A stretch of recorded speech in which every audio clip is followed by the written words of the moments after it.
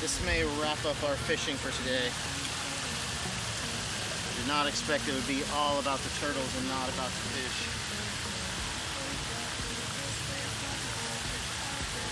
Say hello to Mr. Turtle.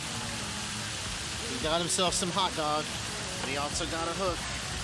So we'll work on getting that hook out of his mouth.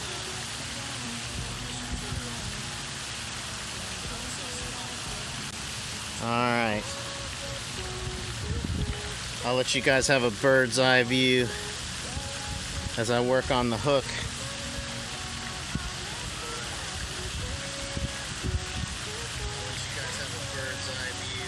Alright. So for all you young fishermen out there that might accidentally catch a turtle, it's always really important to get the hook out of their mouth. Actually, that goes for fish too, any sea creature.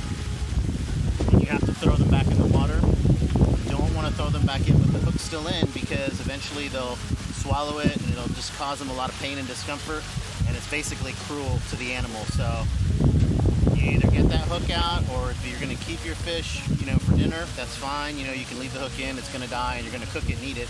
But if you're throwing it back, make sure you throw it back in a way where it can survive and keep living. So always good to have some pliers with you. Sometimes you have to cut off the end of the hook to get it to come free from the mouth. So some cutters are handy, but definitely some long reach pliers. With things like turtles, you don't want to risk getting your finger cut or bit. So that way you keep your distance. Alright, first thing I need to do is get a closer look at the hook. So I can see that it went through his mouth on this side. So there's no way I'm going to be able to get that out unless I cut that part of the hook off. So we're going to take that part of the hook.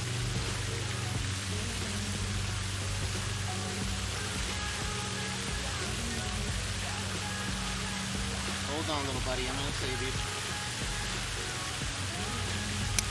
Oh, jeez.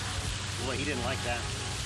Okay, so what I had to do was I had to cut the end of the hook off because it has a barb on it. And if I try to pull it back through his mouth, that barb is just going to rip the cartilage and the stuff around his snout. And you don't want to do that. So if the barb's gone all the way through, you want to kind of push it through a little bit to where you can cut it inside the barb so that all that's left is a smooth metal. Then with the smooth metal, then you can just pull that right out and he'll get off easy. So lucky for this guy, he was able to be set free.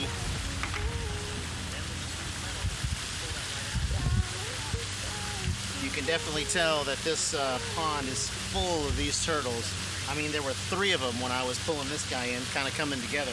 Probably his mom and dad going, "No, don't take our son."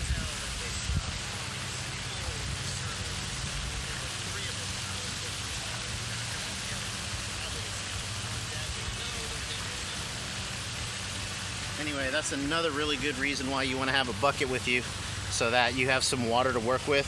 Imagine trying to do all that like over on the edge, where it's all slippery and muddy, trying to like hold the turtle and cut. And what if he wiggles? Like, he really freaked out right when I cut the hook and kind of shook really hard and almost made me drop